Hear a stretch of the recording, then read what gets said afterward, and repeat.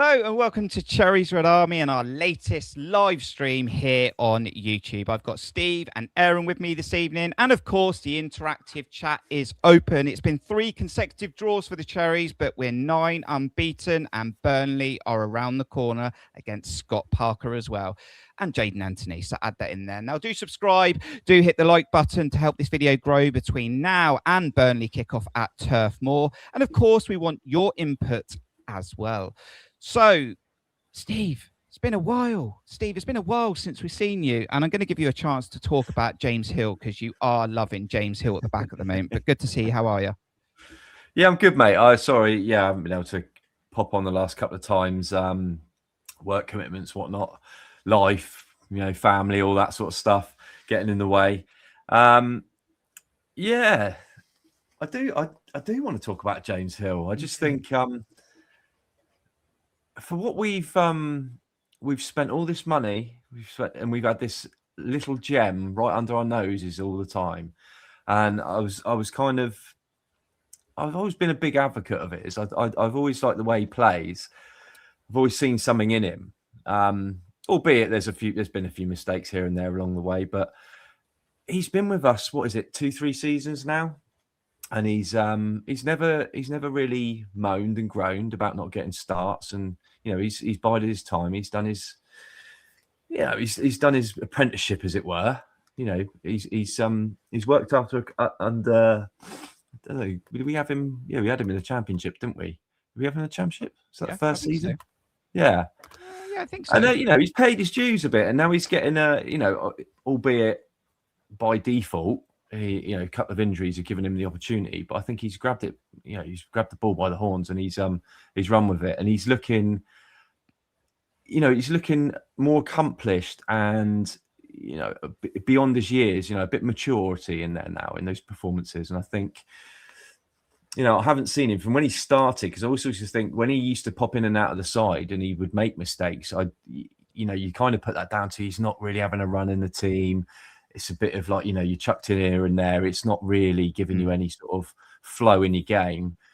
And now he's had that, and I think he's really shining. I think he looks stronger. He looks quicker. He looks more. He reads the game better than I ever seen him do before. He's still got. He's not the finished article. He's not the polished gem just quite yet, but massive improvements, and we really needed it. And I think a lot of where we are this season, as in regards to the massive upheaval we had, with a lot of new players bedding in, and not necessarily, not all of them hitting the ground running and finding it a bit tricky. He's come in and I think made us look a lot more stable team, for a team that really has a lot of new moving parts within it. And good luck to him. I think he's got more to come, and I'm just glad he's really getting that chance to show and shine like I've always sort of felt he could. It's I just hope that he's shown enough that he can sort of say, well, forget the price tag. You do the quality with you show the quality with your play. And he's done that, and I hope that's enough to when these people. Well, it must be, because there's no injuries in the back line anymore, and he's still holding that position. So, I hope they don't go, well, we need to replace him with a big flashy name come the summer, because I don't think you need it. I think he can grow from where he's from what he's given us this season and what he's shown in the last few months. Obviously we're going to lose Senesi. Well, it looks like it.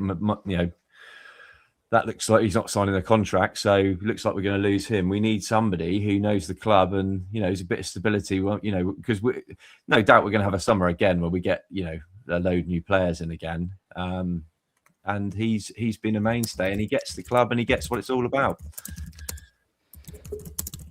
Good stuff, and good to have Steve back, and lots of good things to say about James Hill there, because he's been messaging me. He hasn't been able to make so many streams because of work and traffic and weather. And he has said, please do mention James Hill. And you've had the chance to do it now, Steve. And we'll go over to Aaron, who's on another stream, and we'll say hello to the chat in a moment. Aaron, good to see you again. A few weeks since our last stream. Good to be back. We'll see where the conversations lead to. We got Burnley this weekend, so we will finish the stream later on talking about Burnley. But how you doing? Can you see me? Because on my StreamYard, I'm a black screen. But if you can see me, I can see you. That's fine.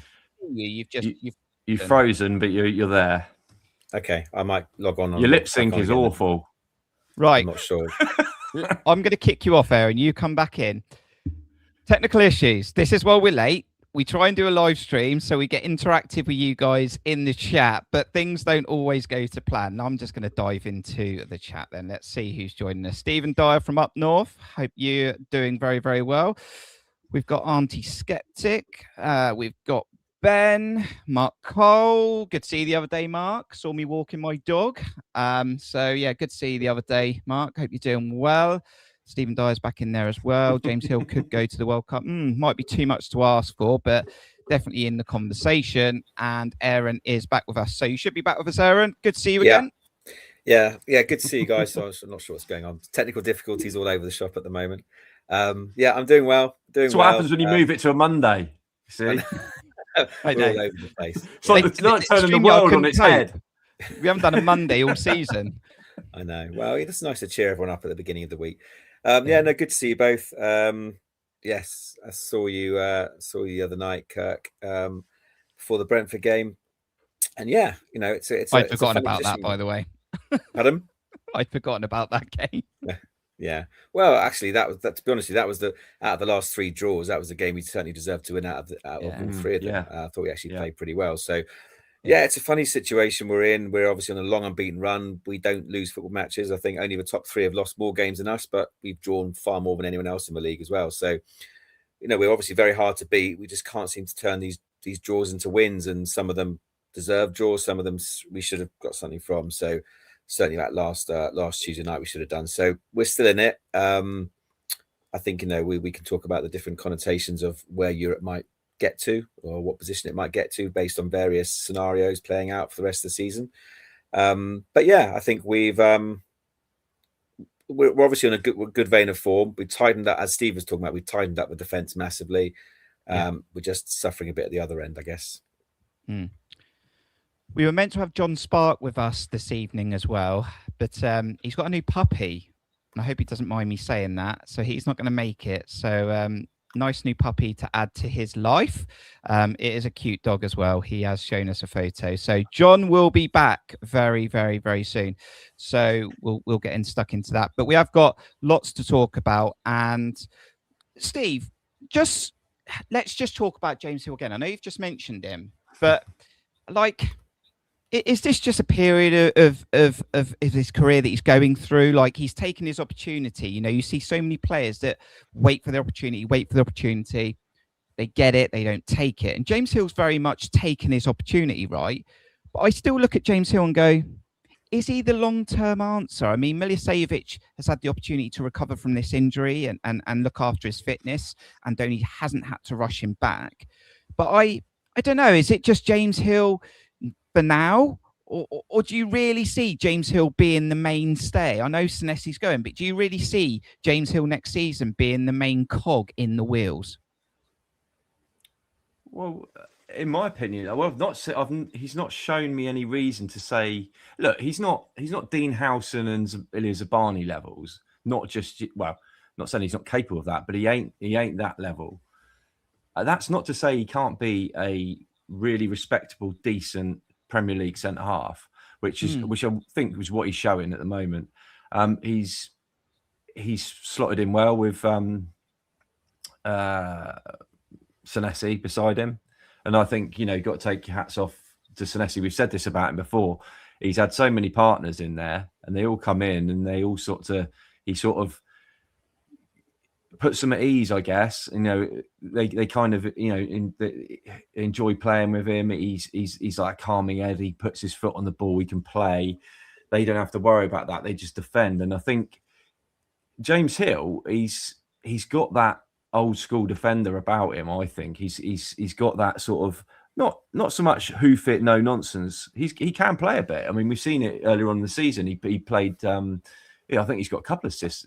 He has actually got more assists than Senesi. Not with the throw-ins yet, I don't think. Definitely with his feet. I remember one, ball down the channel to Evan Nilsson. Evan Nilsson flicked it in. I think that was at this Ted Mack end. He's got decent feet, and he's got a good. He reads a part. There was a through ball as well. What was the other through ball? Jimenez. Through ball to Jimenez. Yeah, it's Liverpool. Really lovely. Yeah, delightful little pass.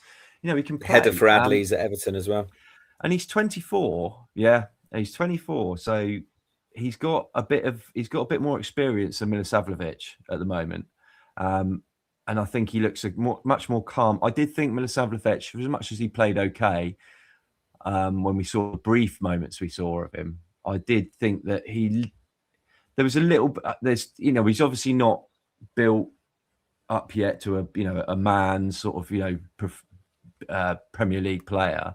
He's still got a bit of developing to do in that regard. There's still a little bit of indecision. I think he's probably a little bit nervy, doesn't want to, be at the make any of those mistakes that lead to goals. So I think he was a bit safe when we seen him. That was it. Yes, there was that one, but I'm sure that maybe it was Jimenez's one. There's definitely been an assist this season, because I know John. I'm sure it was him. There was the Jimenez one, but I'm sure he did one. He had one earlier on in the season as well. Yeah, he probably did. Anyway, I don't see why he can't. I think he's put a big marker down to say, look, I'm here and I'm ready to play and I'm decent enough. I can't recall, and that coincides with our sort of change in fortunes a little bit. Him coming into the side, and I know when you have a settled back four, it's better all round. Obviously, I'll go on to talk about the goals and our scoring and not scoring. I still think there's a slight Tyler Adams effect in there. I think we're better with him defensively, obviously, because he's a ball winner, he's a harrier, but when we haven't got him, I think we're a bit more of a threat attacking wise. That's just my personal opinion. You don't think he's a ball playing? He's good enough as a ball playing midfielder like Lewis. Not as dynamic as Lewis Cook, but then Lewis Cook's not as defensively solid as him. So I think it's kind of one of those. You sort of can we get that balance right? And I don't know if we, when we had Cook and Scott, I thought we were a lot more of attacking threat than we have been since that's changed. Now we've had. I'm not taking away from Tyler Adams. Tyler Adams is a great player, and I'm a defender, so I want to see us be tighter and safer at the back. So I'm not saying it's a bad thing. I just thought he had a really good game against Brentford, actually. Tyler Adams. I agree. I think he's played really well since he's come back. Obviously, he had a long injury, and you never hit the ground running all the time. But he's seemingly come back into the side, and he looks seamless, really. But I think that just takes a little bit away from the attacking impetus of the team. I think he's messed around with Krupi and Evan Nilsson as well, which hasn't helped. A little bit of messing about there. I don't think I've been screaming out for Krupi to go up on, be the lone man. But when he had that opportunity the other day, I don't think he really grasped it with both hands. But in his defence as well, I don't really think we played to him the way we should be. I think we played the way we would play to Evan Nilsson. And what we need to be doing with Krupi is playing it balls in behind and letting him run onto it. I thought it was a weird game to try it in, actually. I mean, I know that certain fans have been speaking about Krupi like he's not a 10, he can finish, he scored good goals this season. Not for me. But then it was like, so he should play up top, and then we play him up top against Sunderland, and I thought that was a weird game to play him up top because Ballard he's a strong defender, and like you say, we didn't play to his strengths. We were then trying to get him to hold up the ball against Ballard, and I'm not sure. We should have been playing him in the channels. But again, it's similar to Ryan, who he might come on to. He is still very raw and still very young, and even Nilsson, for me, Aaron, proved a very big point against Brentford. I thought. the way he played that number 9 role, apart from scoring, because that's the argument, the only argument that really stands out from Brentford. And if he keeps himself on side, and we know he struggles to do that, he scores an absolute wonderful goal. His overall performance against Brentford was phenomenal for me. He proved a point. It was almost like, you bench me, Kroupy can't do what I can do. Kroupy might be a better finisher, but he can't do what I can do. And I thought he was brilliant. It was just frustrating for me that we took him off, because I think we could have got that win, and I didn't quite understand why he couldn't play another 10 minutes. I know he picked up a knock against Sunderland, but I think he could have played another 10 minutes, especially with us not being in the FA Cup as well. Yeah, we've got a lot to unpack there, so I'm going to go back to James Hill, because we've gone through about 4 different subjects since I've spoken. So James Hill for me, I think. I think I echo everything Steve said. I think there's something to be said for, English gritty defender who just puts his body on the line. I think he could be a really good leader as well. I see leadership material in him. The quandary we've got is that Senesi going is the left-sided defender, and James Hill, Milosavljevic and Diakite are all right-sided defenders, or more comfortable on the right-hand side. So the one player we're losing is the one player position we haven't got cover for at the moment. So I think that's certainly going to be a priority, is that left-sided, because I wouldn't want to see any of those 3 on the left-hand side. And I do wonder in hindsight if James Hill had come in the team earlier for Diakite, potentially could be a lot higher up the table. But yeah, well, I guess we'll never know. But I echo Steve. I see no reason at the moment why he can't be a mainstay in the team going forward. I think he's the right age now. He's growing clearly. He's learned from his experiences, and I think definitely going forward a shoo-in. Evan Nilsson, yeah, I agree. I think he was superb against Brentford. What's interesting is that it proves when he's not in the team we miss him. We all know that. I mean, I've also sort of said let's see Kroupy up top, and but he can't do what Evan Nilsson does. One thing people haven't really mentioned it before, or have mentioned it, but we haven't tried it, is Evan Nilsson in the 10 and Kroupy up top, because we've tried Kroupy in the 10 and Evan Nilsson up top, and we've tried Kroupy on his own and Evan Nilsson on his own and someone else in the 10. We actually haven't tried Evan Nilsson in the 10. Said this months back. Yeah, because number Evan one, Nilsson likes the ball to feet. As much. Yeah, he likes the ball to feet. He can hold it up. He's good on the ball. He's got a nice little touch. He can keep the ball well from players. Yeah. Like when he's under pressure, I think it's a no-brainer. Yeah, I think it's definitely worth trying. And if that doesn't work, then I do think he has to make his decision. And I think that number 10 spot, obviously Kluivert's injured, but if he comes back to any sort of form, and it'll be his. But I also think there's a shout out to Christie. We haven't mentioned him yet. I think we've been saying it for some time now. Christie was, apart from missing the easiest chance you'll ever have in your life against Brentford, it was an absolutely brilliant performance from him, and we miss him. And again, Steve talked about Cook and Scott, and I completely agree with that. That they were their partner before Cook's injury, brilliant partnership together. And we've been saying, can we get Christie in his team? Every time he's come on against Liverpool, he changed the game, and we ended up winning that. And against Brentford, he was the driving force. And as soon as he went off, we lost that impetus and energy. And we've got to get Christie in the team as well. So there's a quandary there, because we've got 4 midfield players, all really good when Cook's back fit. And I'm not sure how we get them all, how we fit them all, who's supposed to play when and where. Because I think Christie now looks back to his best. Yeah, Lionel Christie trying to walk the ball in the net. Yeah. He literally had 3 other options that he could have chose. He could have gone under the keeper, he could have gone round the keeper, and he could have dinked the keeper. I didn't need to smack it. He could just pass it into the net. The move leading up to that, because of how the move sort of led to that moment, it was almost like it'd be undoing the move by just putting it in the goal. He had to try and go for the Lionel Messi, take it round the goalkeeper, etc. So. And Christie came on as well for Adams against Sunderland when Adams picked up the yellow and Iriola whipped him off, and Christie came on. I'll tell you what, he was lucky with that as well. Yeah, but Christie, it was a quick free kick out to Tav. It was that quick move, and obviously Nilsson got his goal. Let's dive in the chat. Let's just see what's going on then. Let's dive in the chat, and do make sure you get your questions in there if you've got anything you want us to talk about, because we've had 3 draws. 3 points from a possible 9. We'll have a look at the league table in a minute.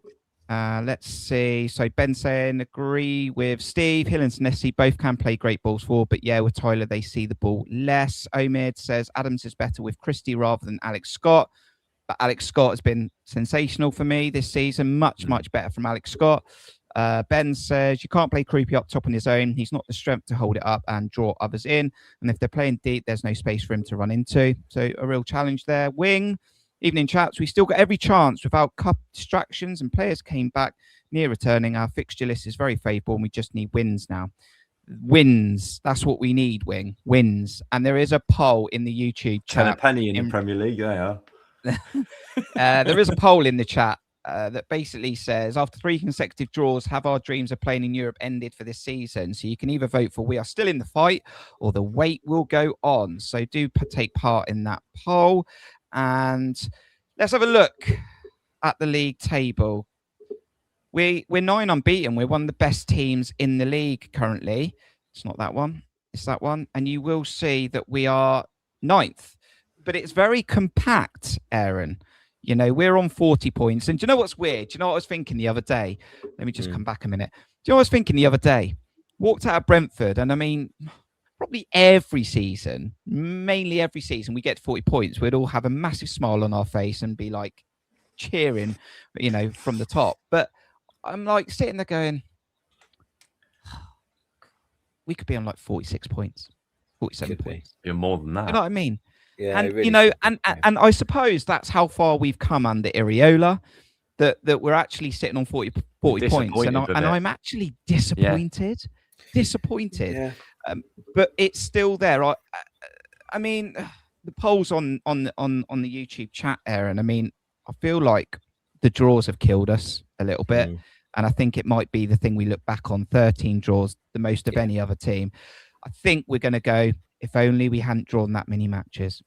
It's great. It's great to be hard to beat, and that, you know, we haven't always said that in the Premier League with Bournemouth. You either win or you lose. You know, it's kind of one or the other. But we have been very hard to beat, and some of those 13 draws are really good results. You know, away from home or against top some teams. of them were absolute shockers, though. Yeah. So, but I was going to say, I look back to Burnley at home. Look at Palace, Burnley, crazy. Yeah. We battered West Ham at Newcastle home and got a 0-0. Yeah, West Ham at home. Yeah. Even Brentford, we literally battered them, you know, on Tuesday night, and it could so easily have been, as Andoni said, you know, out of those 13 draws, even just taking 3 or 4 of them and making those wins, we'd be comfortably in 7th place, wouldn't we, or even 6th? So yeah, and I look at Brentford, I look at Everton. Obviously, Brentford, we got 1 point off, but we were so much better than them in the home game. Everton, we've got Brighton's another one. Brighton away. Yeah, Brighton. Yeah, you know, we got 4 points off Brighton. We just went to Everton and won, which was a great result. And these teams are above us. They're no better than us. As I said, the top 6 of the top 6, and that they are the best 6 clubs in the Premier League at the moment. Although we obviously beat Liverpool and what have you, and Liverpool aren't great, but those top 6, I think, and no one can really argue with them. 7th down is anybody's. You know, the likes of Brighton, us, Brentford, Fulham.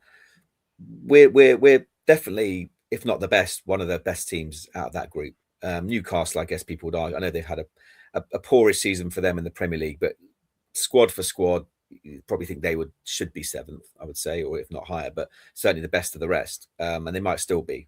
They might still be after that. I had a good win the other day with 10 men. But yeah, but it is still there for us. Having said that, you know, we've been on a great long unbeaten run, but not a huge amount of points to show for it. But it's there, and as I think as Wing who said, or someone else said, that we have got a favourable-ish run in on the point that we, you know, obviously we've got Man City at home, but and Arsenal away. But other than them, they're all games which I feel we could get something out of for sure. Yeah. Omis put something really interesting in the chat. I literally just want to show another graphic for you to look at, Steve, but I am literally coming back to this because I spoke to Mark Jackson before the Brentford game and Richard Jackson about what Omis just put in the chat. So I'm going to come back to that in a moment. But let me just quickly show you this graphic then, Steve, which is really, really interesting as well. So you'll see the games that we've played this season, and you'll see the green are the wins, the orange are the draws, and the red are the losses. And you just see orange, orange, orange, orange. But even more interesting, you'll see on the right-hand side, you've got the lighter football, which is when we score, and the darker football is when the opposition score. And I don't have the stat to hand, although I did have it earlier on in the season. The amount of points we've lost from winning positions, that will be the thing that Andoni will look back on if we don't get into Europe or 7th, which is something definitely he wants to achieve, I'm sure, and something Bill Foley wants to achieve. The points drop from winning positions have absolutely done us. Yeah. It's like I said, those. Well, probably taking the lead at Leeds, taking the lead at Palace, you know, we're 2-0 up at Palace. Lead at Sunderland, 2-0 up at Sunderland, turning the game around at Old Trafford to be in a winning position, you know, winning at Chelsea, you know, the amount of times we were winning these draws and we've ended up not winning. Winning at Brighton, you know, I mean, I'm looking now at them and you just say we score again against Liverpool, we scored 2. Do you know what I mean? And but that's football, mate. mate. We won that game in the end, actually. I know you can. The point I'm making is we're getting ourselves in winning positions, and we're not killing the game off. Yeah, but you could flip that on its head and say, look, we've been losing games, and we've come back and got points or won them.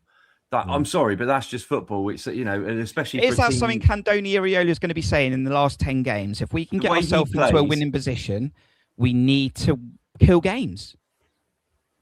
Yeah, there's an argument for better game management, I suppose. But Andoni plays in a certain way, and he doesn't ever change from that much. He's very front foot, even when you are winning.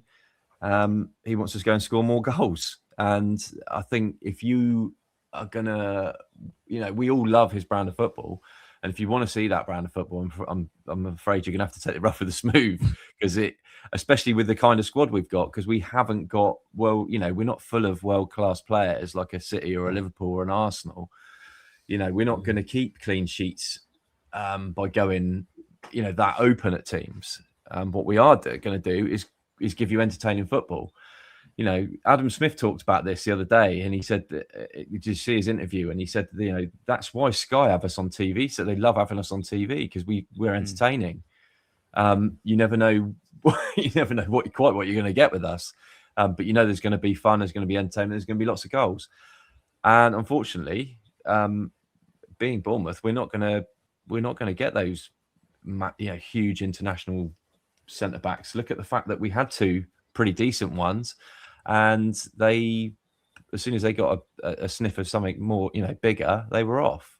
Because, you know, there's a case of, no matter how well we do, we are, people will say you can't keep going on little old Bournemouth, but historically, and, you know, there's nothing to back us up to say we're a big giant of a club, because we simply aren't.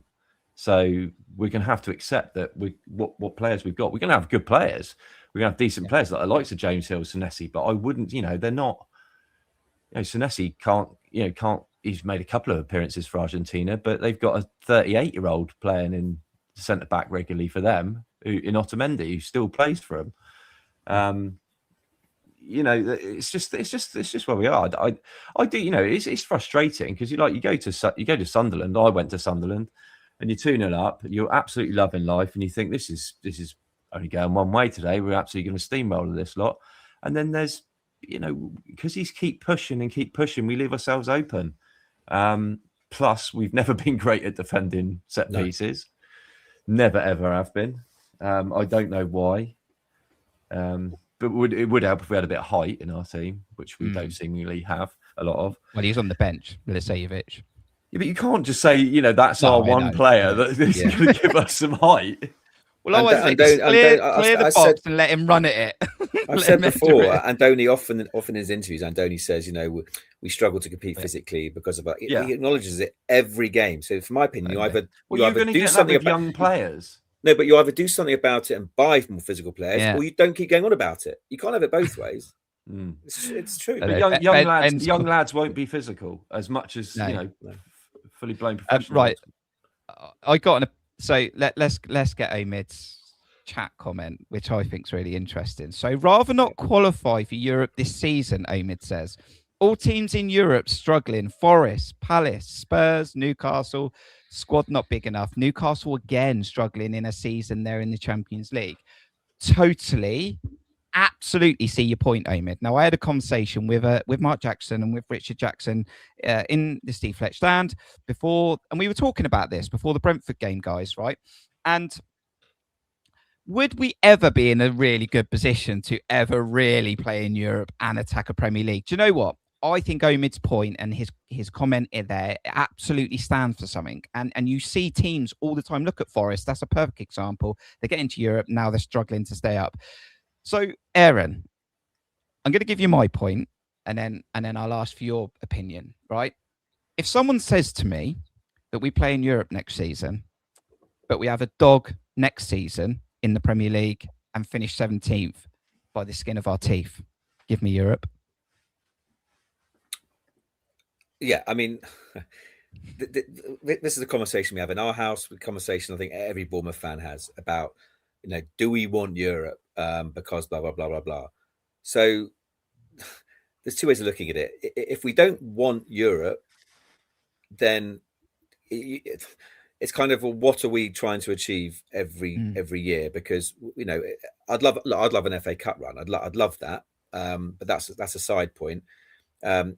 If we don't want to be in a relegation fight, I understand that, but this is maybe the time to try and push for Europe. The fact is, we would all love a trip to Azerbaijan on a Thursday night, whatever it's going to be, because it's realistically it's going to be the Conference League or whatever it is. Yeah. And that first trip will be gold dust. Like, it will be, for all of us who's going Not back. sure I would at the moment, mate. Sure. I don't think there's missiles firing in Azerbaijan, but wherever turn this into a different channel. Yeah. Keep it football related. Wherever it is, that first trip, when we all get there, or on the plane or whatever it might be, we'll be thinking back to Scunthorpe away and be like, this is dynamite, and we'd love it. It will cost a lot of bloody money, because I won't be able to go on my own. I'll be able to take the boys as well. So, so realistically, how many am I going to go to? Don't know. Clearly the first and some others, obviously, whatever. If you your question was, you guarantee you don't go. If you guarantee you don't get relegated, it's hypothetical. Then I would 100% take it, because if we're not worried about finishing 17th, as long as we stay in the Premier League, then what's the alternative? To finish 9th or 10th again and then just miss out on Europe, or qualify for Europe again? So if we don't want to qualify for Europe, then what difference does it make?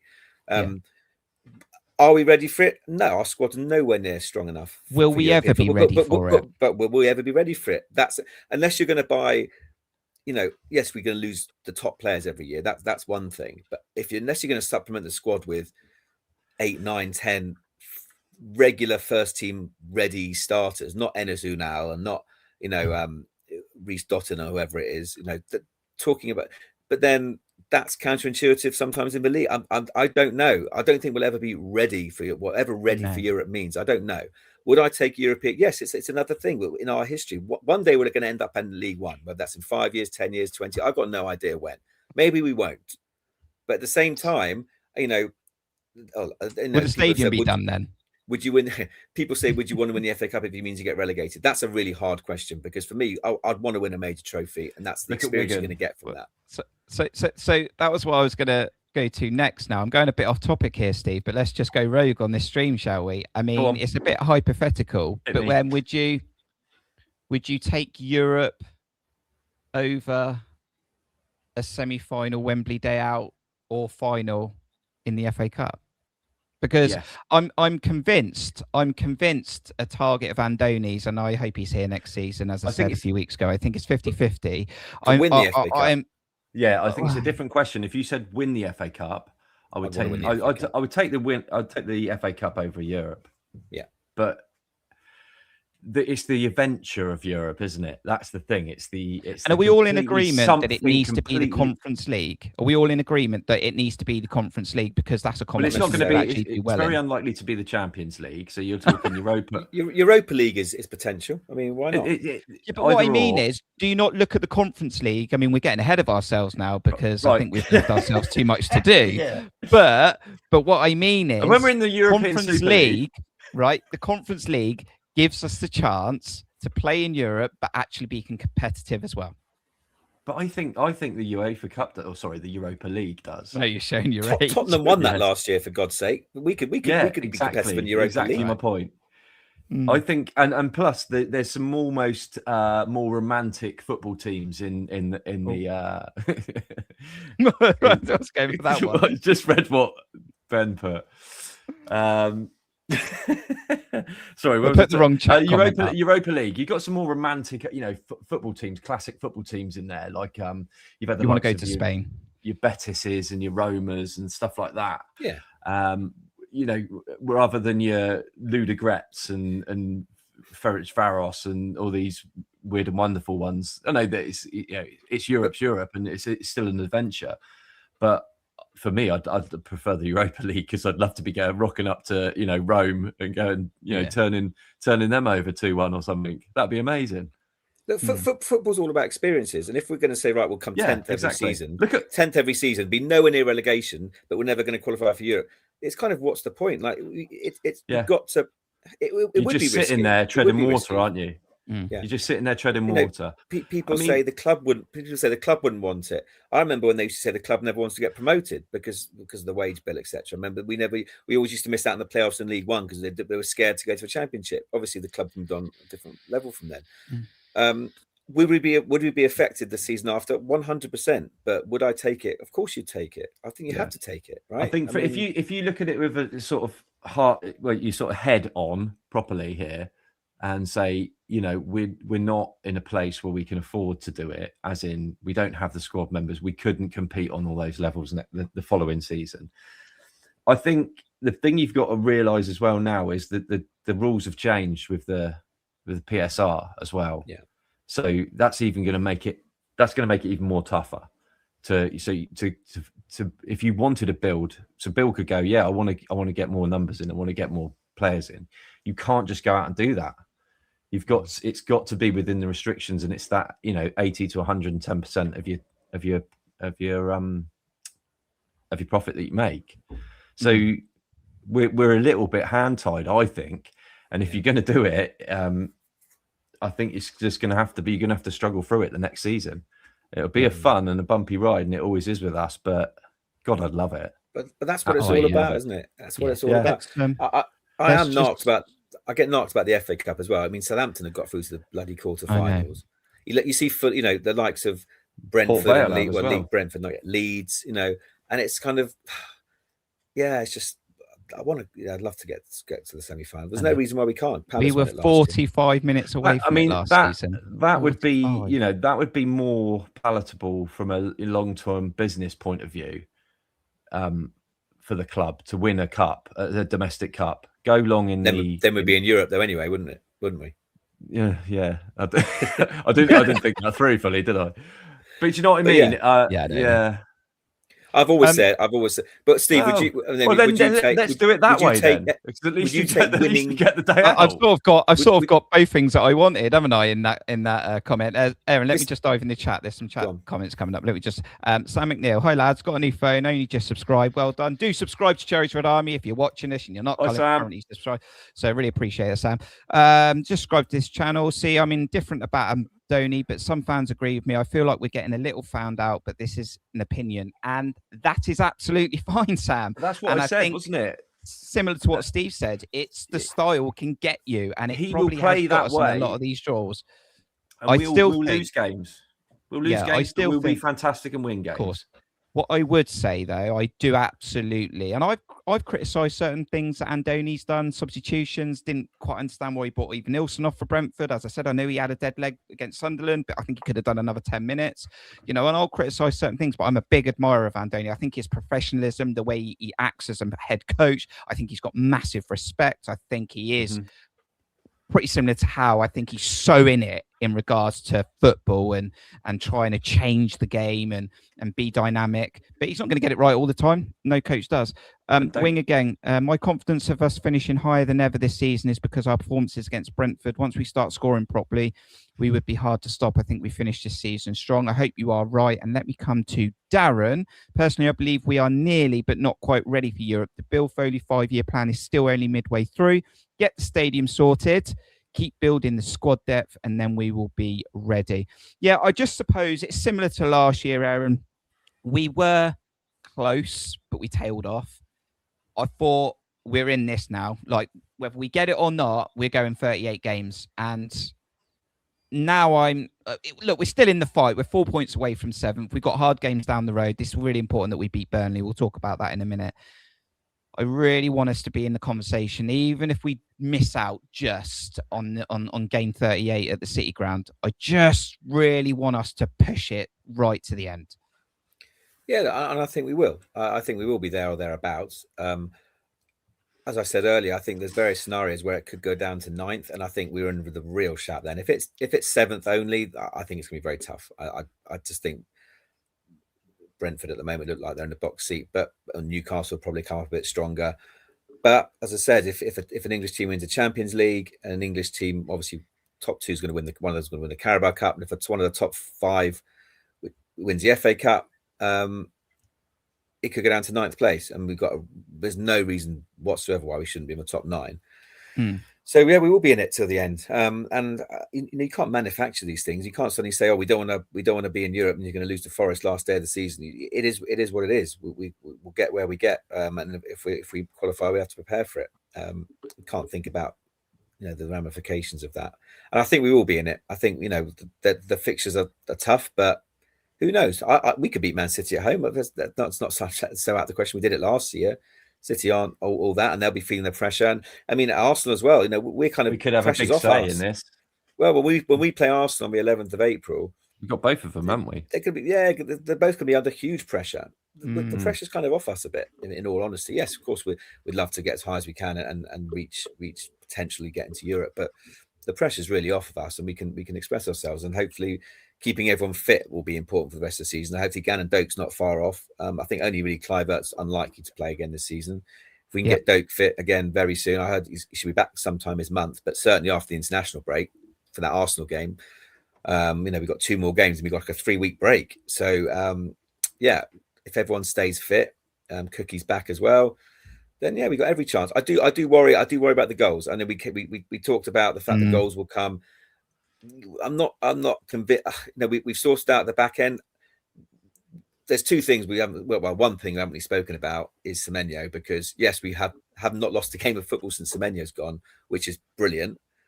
We also haven't scored that many goals at all since Semenyo's gone, which is, as I said, not really a surprise, because for me, he would have at West Ham, Sunderland, Brentford. I'm not saying all 3 of those games, but he could clearly have won us 1 or 2 of those games, like he did against Spurs, like he did against other teams. So he's showing for Man City what a ridiculously good player he is. Can't believe we had him for so long. Appreciated it, how good he was, and it is. We relied on him for so many of the goals this season. So the goals drying up is not a surprise, and I'm not sure he's going to get them for the rest of the season. Did you watch Adam Smith's interview with Fletch? Yeah. Where he referred to him as the best player we've ever seen at Dean Court. Doesn't surprise me. And people say, "Oh, he's scoring goals for fun, City, because it's Man City," but they weren't scoring goals for fun before he came. No. He scored 6 or 7 goals in a row, and Haaland wasn't doing that. Mamouche wasn't doing that. So Doku wasn't doing that from the wing. So yeah, he's a special player. We've lost him, and the goals are dried up. We need to move on. Yeah, we need to move on.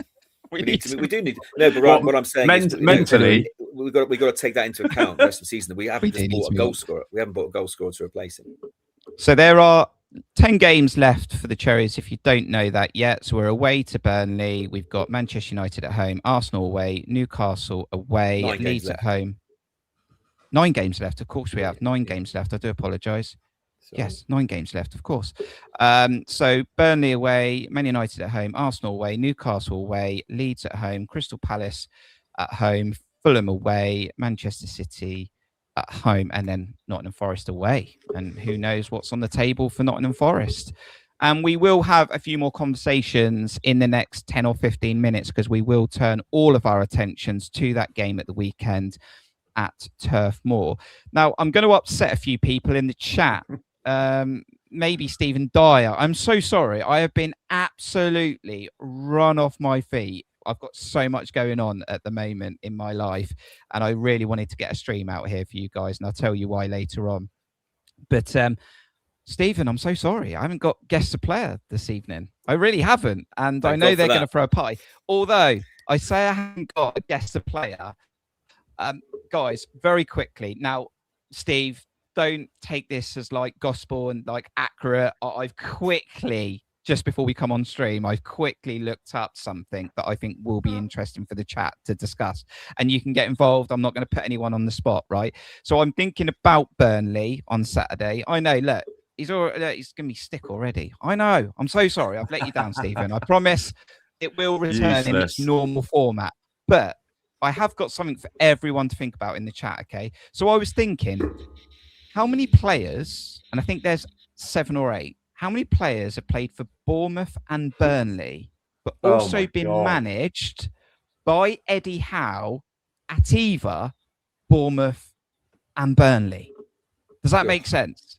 So how many players have played for both Bournemouth and Burnley, but they've been managed by Eddie Howe either at Bournemouth and Burnley, or at just Burnley, or just Bournemouth? Right? That was my sort of thinking. And I think, and again, I have used AI. How many are there, Kurt? Because I can think of so many players who play for both. I think there's 8. I think there's 8. As many as 8? What, managed by them as well? There's 8 players that have been managed by Eddie Howe at either Burnley, and they've played for Bournemouth and Burnley, right? Look, again, we're going to rattle these off. Go in the chat now, right? It's not your normal format, guess the player, but let's just do this for 5 minutes and see how many we can rattle off. Some of the players I have used AI, so take this with a little bit of pinch of salt. It's grabbed stuff from the internet, so hopefully we've got it right. But I think there's 7 or 8. Look, let's play the intro. Steve, that's taken Steve Cottrell out of the equation. You got 12 seconds. Wade Elliott in the chat. Start throwing your names in there.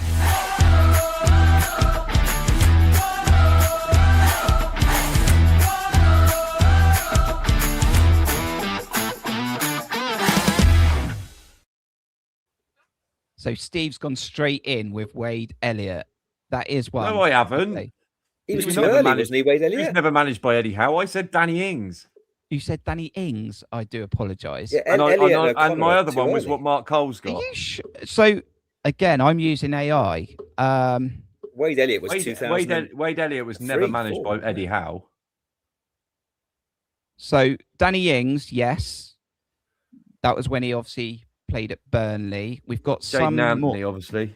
Jaden Anthony. Yep. Ben's in there. Marvin Bartley. Yeah, one, Marvin Bartley, definitely, because that was my other one. Sam Vokes?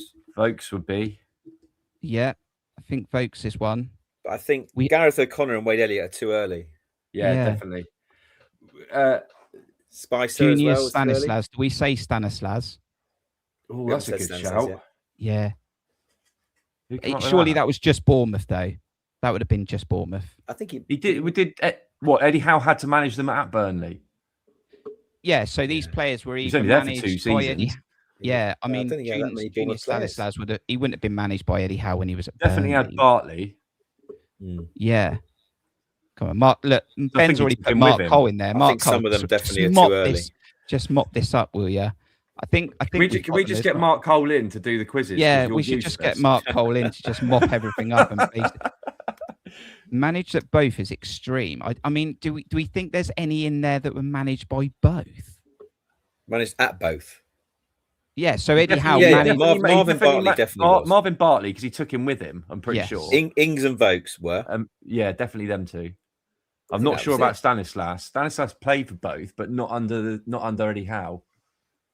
I don't think, anyway. Do you know, one in here, and again, this... Jaden Anthony wouldn't have been managed by Eddie Howe. Would have been Burnley. Would it have been Burnley? Yeah, Stock would have been too early. Yeah, but he played with Eddie Howe. No.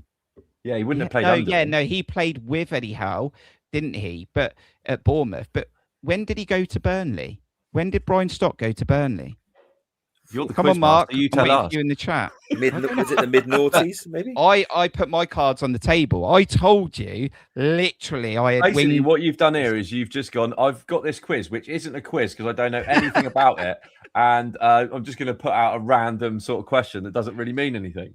No, I know. Absolutely. But I just thought it was just this is the high quality entertainment the subscribers pay for. Oh, I know. Some good players there. I'm going Ings, Vokes, Bartley. That's about it, I think. I can't think of any others because he was only there. When did Jaden Anthony get his debut?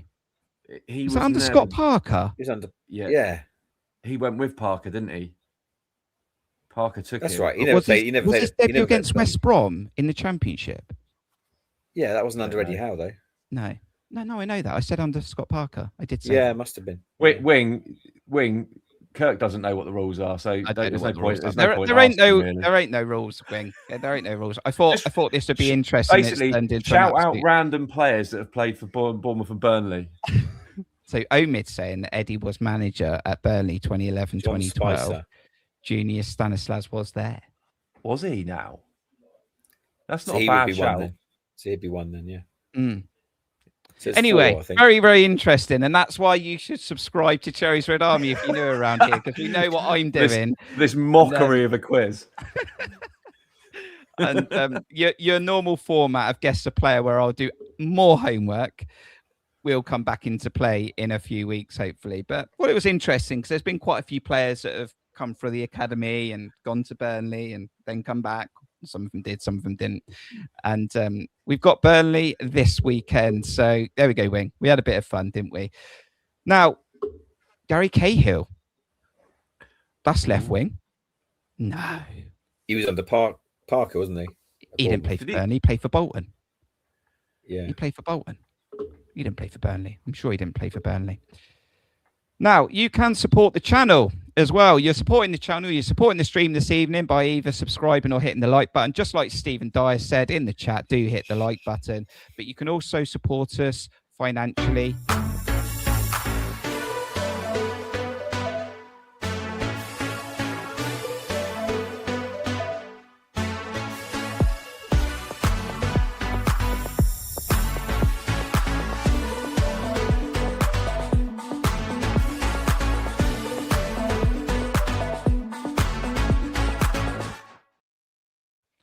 And I cut myself off a little bit earlier there, but you can support us financially at Buy Me Gary a Coffee. Cahill never played for Burnley. Bolton. He played for Bolton. Yeah. It's up that way. So you can support us at buymeacoffee.com/Cherries Red Army. Details in the description. It does help us financially throughout the season, being able to deliver this stream and using all the other stuff we use to deliver the content, including vlogs and general videos that we create. So really appreciate that. Do support the channel, or you can make a donation. You don't have to become a monthly member, but it does go a long way. So should we turn our attentions to Burnley this weekend then, Aaron? What should we do? Should we let's have a look at the Burnley side potentially. I'll talk about it in a moment. Give me your thoughts on Burnley this weekend as an outfit. I mean, they're down there. Wolves are trying to stay up, but they've left it too late. But Burnley probably left themselves too much to do as well. And while I find the potential lineup that Burnley might start with, what's your thoughts on Burnley so far this season? Better than I thought they'd be, actually. I thought I might be dead and buried by now. They've got a lot of work to do. They have improved recently. I mean, the game they lost to Brentford, having been 3-0 down, and they should have won it. They're two perfect good goals for me disallowed. I think it was very, very unlucky with that. I do think that might have killed them, that game. I think it might have broken them a bit. They lost I can't remember they lost to last week. They lost their next game pretty comfortably after that. They got some reasonable players, but how we didn't beat them at home, I don't know. But this is the sort of game we have to win. You know, if anything that we were talking about earlier comes to fruition, we have to win this game. They will be fighting for their lives because mathematically they can still stay up. They're not like a million miles away, but they'll need, probably to win 5 out of their last 9 games at least to do it. So they'll still be there fighting. It's never an easy place to go, as Brentford found out. But if we turn up, we should have too much fun. We should be able to create chances against their defence. And player for player, we're a better team. So yeah, I think if we can make a good start, it's an obvious thing to say if we score the first goal, but it is very important against Burnley to score that first goal. And Parker's team will have to come out a bit more and play and not sit behind the ball, and quieten the crowd and dent the confidence of the players, don't give them any sort of lift, then we should be winning this game. There's no doubt about it. Yeah, and Steve, Scott Parker is in a job still. He has got to this point, 29 games.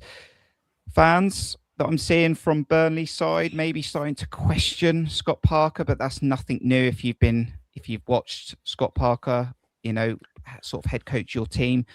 You know what you get. Look, I will never unplay what he done for us to get us back in the Premier League, but we know the football can be a little bit painful. Looking at the side on the screen, Steve, this is potentially what they might go with, and it's got Jaden Anthony. He's having a pretty all right season, actually, considering where they are in the table. And that's the lineup. They've got a keeper that's been around a bit in regards to he's been at Newcastle. He's got some experience in the Premier League. But they're having a go. They were unlucky against Brentford, and they're having a bit of a go, and they'll probably have another bit of a go this Saturday. Yeah, I mean, and rightly so, and so they should. It goes to show that whatever you think of Scott Parker, the players seem to respond to him. The style of football may not be great, but the players play for him. And I've seen the last 2 or 3 games, sort of not the entire 90, but I've seen good chunks of them. And they're not playing. They don't seem to be playing that same way he was playing with us. There's a bit more about them. They've got a bit more flair. They're a bit more free. And they are kicking and screaming, and rightly so, because their Premier League survival depends on it. And why wouldn't you have a go? It's not. They've had some good results this season. They've drawn with Man United, and in the end, was it Liverpool? Only got a last minute penalty against them. Like you say, Brentford that was an absolute disgrace, in my opinion. If you can't tell that's definitively hit his arm, then you can't give 5 minutes. I know, it's madness. Anyway, that's by the by. The thing that worries me is that we are, as much as you said that we've got nothing to fear at the moment. We've got no worries. We don't need to. Pressure's not on us to do anything. They've got massive pressure on them, but they've got a lot of fight in them as well. I'm that sort of we don't need to worry about it kind of thing, or we've got nothing to worry about. We've got no pressure. Can easily go the other way, and it can be a little bit feet up. And that's what I've I don't think we've really been playing at our full potential for the last 5 or 6 games. Not what we that when we see some performances we put in this season, in last season. Performances against Arsenal, for example. I know we lost the game, but we were brilliant that day. Spurs the next week. I know you say the Semenyo effect and whatnot. But we know we're better than what we've been. A few new faces to bed in. Rayan's obviously bedding in. Can't help thinking there's a couple of players coming back for injury, probably want to take it a bit easy. World Cup round the corner. I'm talking to Christie, Adams. They don't. I'm not suggesting they're shirking it, but I'm sure they don't want to be injured again. Gannon Doka's I know he's not been playing, but he's got an eye on obviously Scotland as well. But I don't know. I just feel there's a little bit foot off the gas at the moment, and I think we're just cruising over the line. And I did say it at the beginning when we went through that sticky patch. I think we do what we need to do to stay in the division. We've done that. We've not got anything else to really fight for. It's whether they want to fight for Europe, but I don't think I've seen enough fight in us of late, really, to say that. I think it's the only thing that keeps Andoni. Do you? Yeah. Not sure. I'm not sure. I wonder what everyone's consensus. You're not sure even if we get Europe he stays, or you think he still stays without Europe? Yeah, I think his decision won't depend on that. Well, it won't be all down to that. I don't think it'll be. No, but what I mean is, if we get into Europe, I think it's a massive help.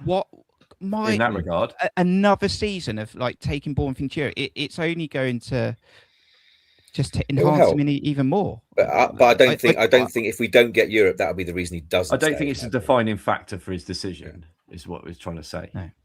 Fair enough. But I'm quite positive about it. I think he said all along he doesn't sign contracts till the end of the. Fair play. Ben's saying the same thing. He doesn't think we need Europe. I mean, and I hope you're right, because I think we need another year or 2 with him. I really do. Well, they've already talked about this guy from Moronese, haven't they? That is supposedly going to be in succession in 2, maybe a couple of seasons' time to take over for Andoni.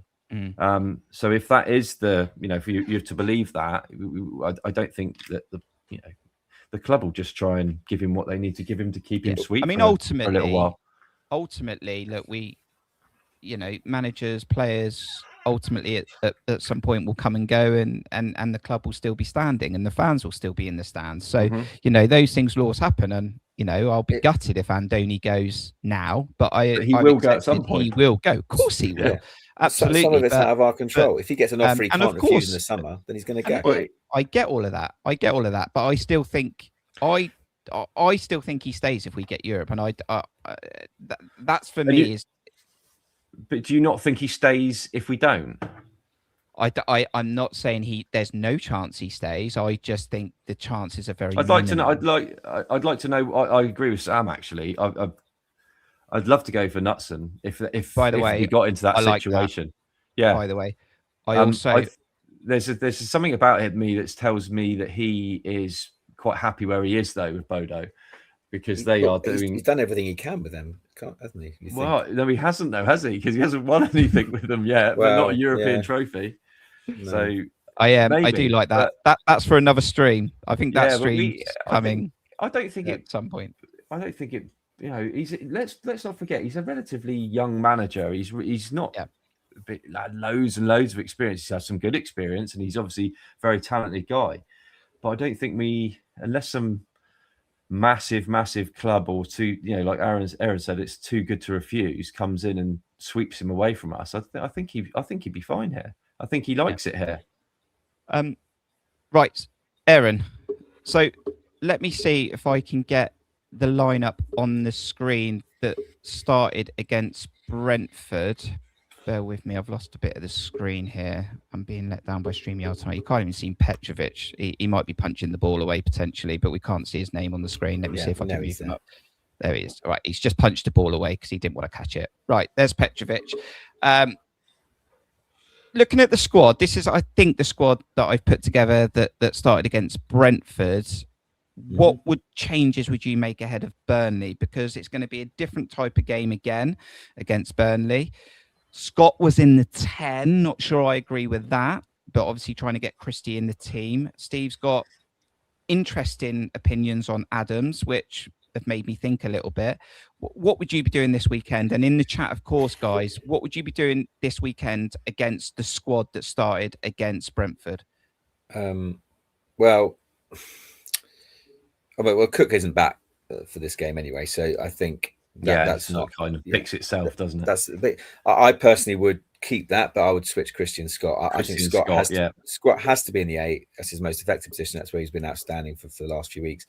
There is an argument, I guess, I'm not saying because it's Burnley, but they're not good, but as in because it's Burnley, maybe you want to go 2 up top. They play a 4 at the back, and but then there's that whole debate about Christie, Krupi, Evan Nilsson again, and who plays where and can they play together, blah blah blah. So I would actually play that, and I would say I want Christie to be that number 10. The only other thing you can do is, if you really want to do that, is take Adams out of the team for this game. I'm not saying I'll do that, and then you can play Scott deeper, Christie in the 8, and then Krupi in the 10, or Evan Nilsson 10, or whatever you want to do. But I think I would go with this again. Krupi will be on the bench again, probably. I don't think Krupi starts this weekend. I don't think it's the opposition in regards to how they will approach this fixture. I don't think he goes Krupi. Is this, Steve? Is this a bit harsh on Adley the last few games? Yeah, very much so.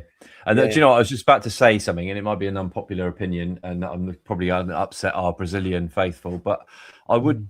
There's a part of me that would consider leaving Rayan on the bench for this one, and going back to maybe Adley. And it's not because I just don't want him to feel like he's got this big, he's a young guy. He's got this big price tag. He's got this big furore about him. He's done really well to start with, but not to think that he's a shoo-in every game.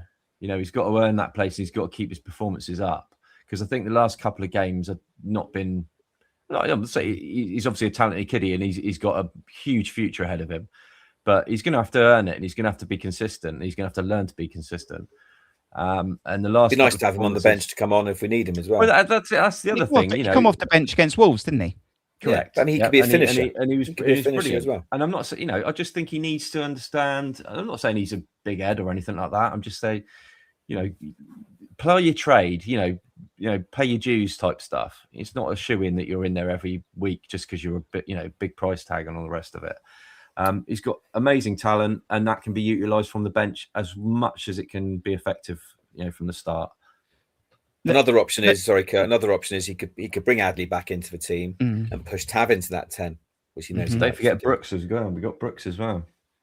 In the chat, and again, you guys, and don't overthink this, right? Like, in regards to, I was speaking to Stephen and Aaron before we came on stream, before we were sorting it. Well, whilst we were sorting the technical issues out, and we were talking about Hyan, and he has had a blistering start in regards to numbers, like 3 goal contributions in 3 games. Third best teenager to have the impact he's had in the Premier League. Aaron, I was saying off stream that I'm not concerned. But the last couple of games, he's not had the impact that I wanted from him. He's seemingly starting to play backwards rather than forwards. He's not had the success running at players, and I'm not overly worried about it, Aaron. I don't want to overthink this and think I'm turning on Hyan, because I do think he's amazing. And we've got loads of Brazilian new followers, by the way, so I absolutely love him. And I think someone said in the chat earlier that he's had a call up for Brazil.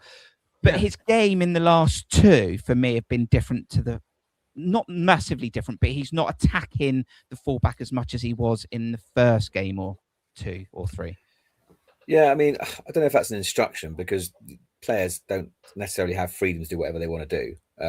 So it might well be an instruction, but I've said it, and I do say it, and I do agree with you that every time he seems to take a man on the outside, so go on his left foot, but push it to on the outside on his right foot, which he can use very well. He seems to have the beating of his man. He does well from it, but he doesn't try it very often in games. Like against Everton away, he did it once, and he almost won a penalty. He should have won a penalty for me. Did it a couple of times at West Ham, and it worked. So it's not that he's trying it, it's not coming off. He's not trying it enough for me. Whether that's trying to conserve some sort of energy, the pace of the Premier League, as we know, is very different to Brazilian football or a lot of other European leagues. And he didn't against Brentford, but he's been playing a lot of 90 minutes. And whether wants that explosive pace, he kind of trying to pick his moments, maybe. But I'd love to see him go at his man, because he's strong, he's quick, and he's generally got the beating of anybody if he does it often enough. So yeah, I don't know if that's been instruction for him to as I said, to pick his moments and to keep the ball sometimes and ball retention. But yeah, I don't know. Ben is right, Steve. Let me just come in a moment, because I'll give you a thought. Ben is absolutely right. Give him a chance. And as I said, I'm not being harsh here. I've been singing his praises since he's come in. The way he's hit the ground running. A lot of players, look how long it's taken Adley to even have any sort of impact. So I don't want to overthink this with Hyan, but I'm looking at a couple of moments, right, Steve, where there's one against Brentford or Sunderland. I think it's against Brentford, where we were on the attack. He was on his side, on the right-hand side by the box, and I wanted to take a player on. And if anyone can recall this, and I look at this is what I look at, and I go, why has he done that? He turns out, and the ball ends up with James Hill somewhere at the back, and they've regrouped. And we were in an attacking position where he could have even taken the man on, maybe got a foul, or put the ball in the box. And I don't want him to start doing that at 19, because he's got so much power, so much direct pace. He showed it at West Ham. One moment he had in that game, and he nearly scored one of the best goals you've ever seen in the Premier League, right? But there was a moment in the Brentford game where he turned out from a situation that should have been really positive for us, and it ended up being nothing. A bit like some of our corners. Yeah, but I mean, that's one thing. Yes, you're picking up on. I think it's a case of. But why is he not taking the man on and putting the ball in the box? Why are we ending up with the ball? Maybe just a moment of indecision. He's 19 years old, and he's not the finished article. I think if it becomes a trait, and it becomes, you're seeing it every game, and you see him week in, week out, that there's something wrong, and you're probably right. It is being coached out of him, and yes, you don't want that to happen, because he is a raw talent. He is exciting. I mean, how we're even signing a Brazilian wonder kids is beyond me. But, I think it's all about managing him as a person and a player. And I don't think, you need to be chucking him in week out in the situation we're in at the moment, when we're not really fighting for anything. We've got an outside start to Europe, yes, but he needs to be managed. He's a brand new country. He's away from home. He's got all these variables in his life. He's just got married. It's all new to him, and we need to manage him. And that's, like I say, on and off the pitch. And if it means I don't want to see him be, what I was fearful of is he's come in, he's done an amazing job. He's scored some wonderful goals. Everyone's going to look at him going, how have we got this guy? He's brilliant. Three goal contributions in 4 games, and everyone's talking about him.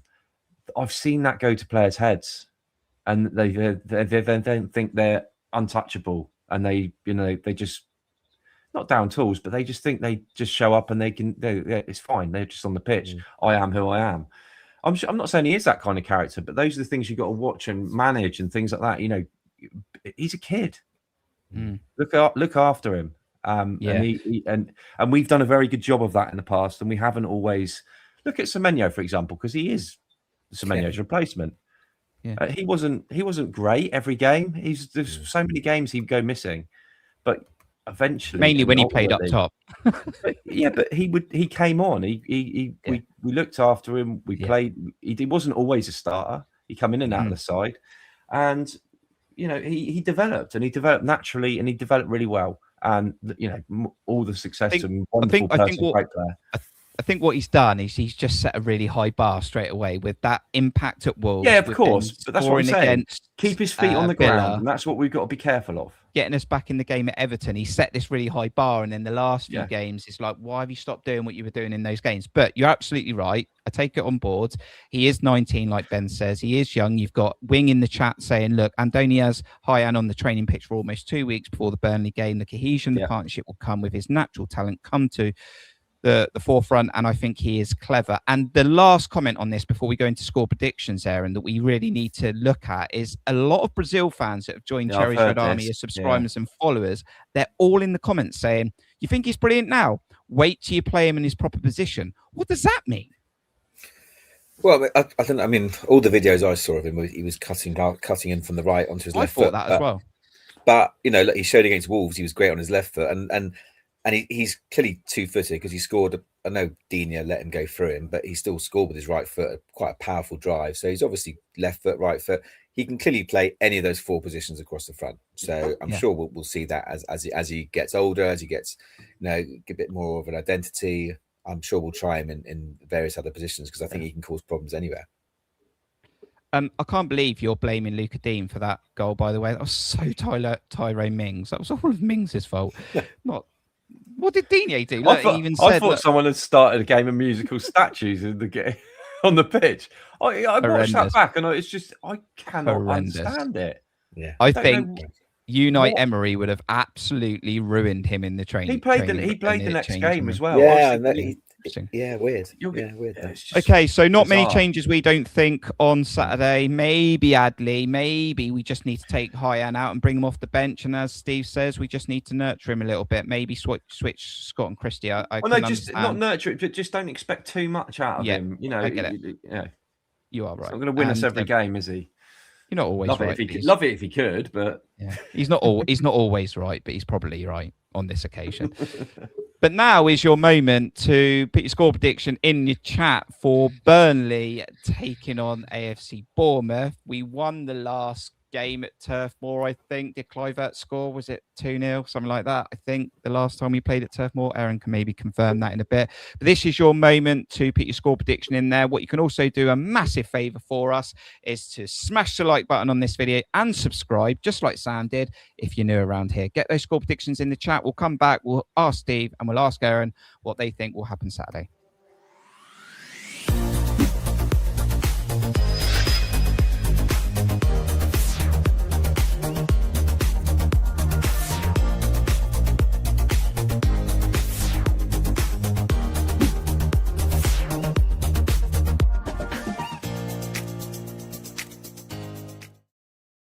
Thank you to everyone who's joining us live. Do get those score predictions in the chat. You've got about 20 seconds to add them.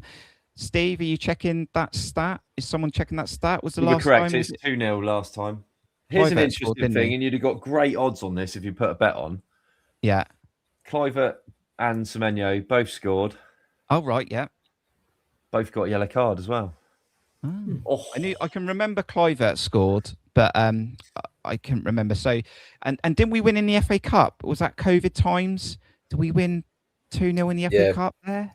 And we won under Woodgate there. We went under Woodgate. Sam Surridge scored, assisted by Jack Stacey. Is he still ripping it up in the MLS? Does anyone know that in the chat? Yeah, when he like joint golden boot with Messi or something last season. He's living it up in America, isn't he? Right, score predictions in the chat. Aaron, must win. I said that against West Ham. I said that against Sunderland. I said that against Brentford. This is the last time I'm going to say it. If there's any chance of finishing 7th, and it is slim for me, must beat Burnley. Yeah, and we will. We will win 3-1. We'll go 2-0 up, and they'll get one back. There'll be a bit of hoo-ha and scare them and stuff, but then we'll get one on the break. Amin Adli on the break, 3-1. He's in your head, and that will be that. You're not going to do the whole song. You're literally just going to do the phrase. That's what I'm just going to do the phrase for now. He's just going to do the phrase. Let's dive in the chat, Steve, before we give our predictions. Sam, thanks very much for subscribing to the channel. He's gone 2-1 to the Cherries. Stephen Dyer's going for the famous Cherries Red Army 3-1. Mark Cole, the king of quizzes. And I will up my game next time, Mark, I promise you. And I will up my game, Steve, as well, because I know you're not happy that I haven't had... Get him on the payroll. Get him doing quizzes. 2-1 from Mark Cole. Ben saying we are scoring lots of goals this weekend, and it's going to be 4-1 to the Cherries. Wing is going for 3-0 on a clean sheet. Paul's going for the last time out at Turf Moor 2-0. Omid's following Paul as well. We got Mark going for a 0-1, just like Kiefer Moore scoring for Scott Parker, but this time it won't be Kiefer Moore and it will be against Scott Parker. And Bev is going for 2-3 to the Cherries. And Sam's also making a comment saying if we don't beat Burnley, we don't deserve Europe. Must win game, Steve. Your score prediction.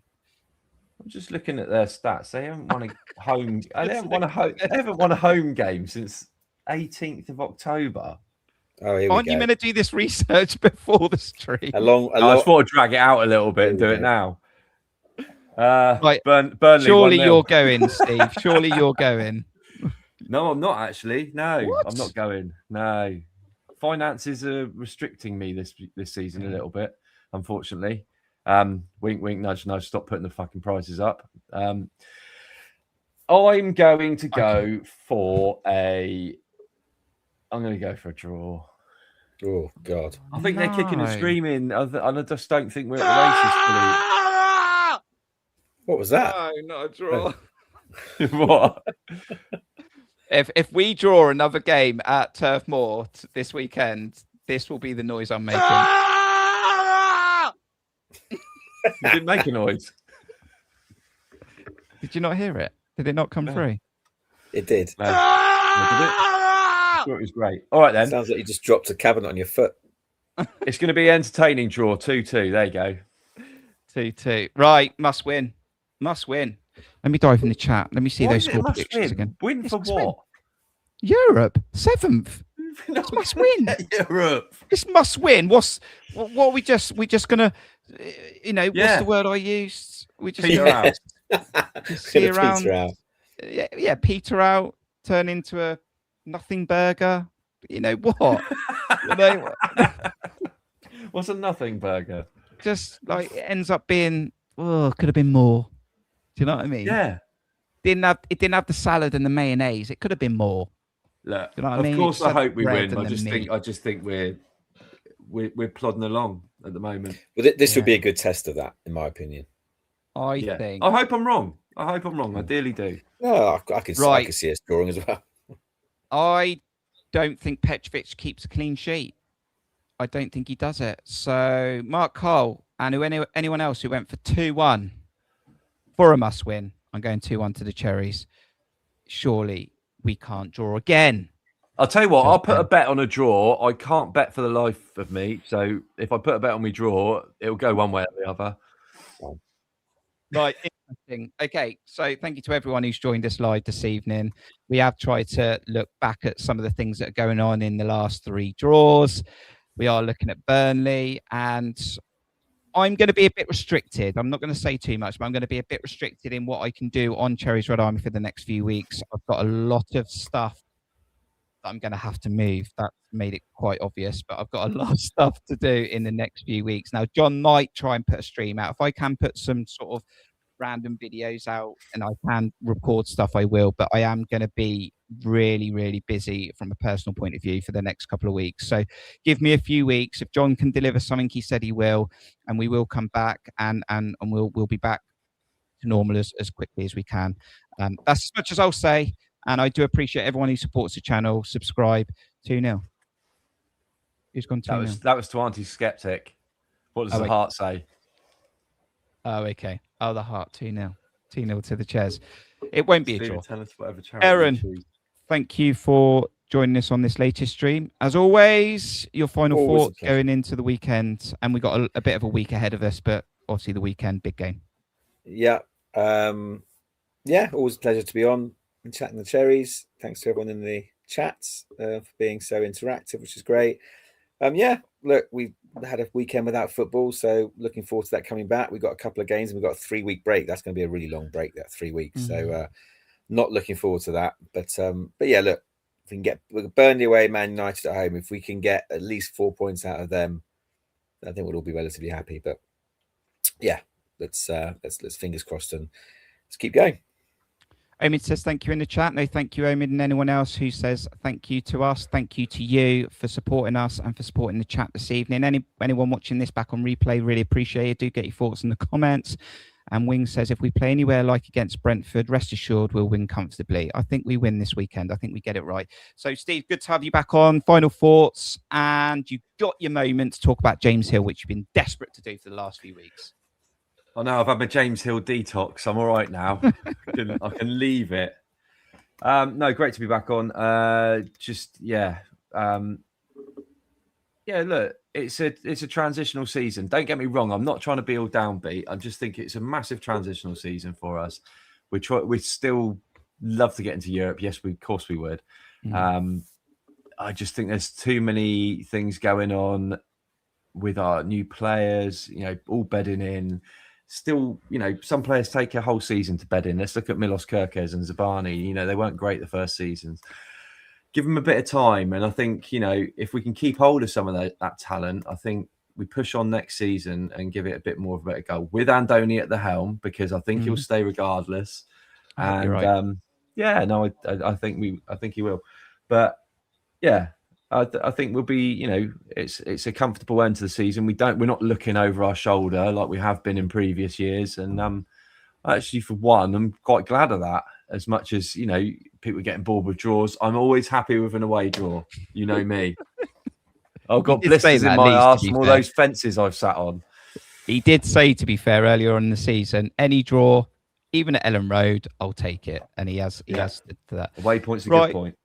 Have a good week to anyone or everyone around the world watching this stream, watching us on Cherries Red Army. Have a good rest of the week. Do get behind the Cherries later in the week. And look, we can do this. It's against our old gaffer, Scott Parker, but they are nearly dead and buried. Jaden Anthony might want to turn up and do something, but we've got to stop him, Jimenez, and we've got to get that must-win game. Even if Steve doesn't think it's must-win, I think it's must-win.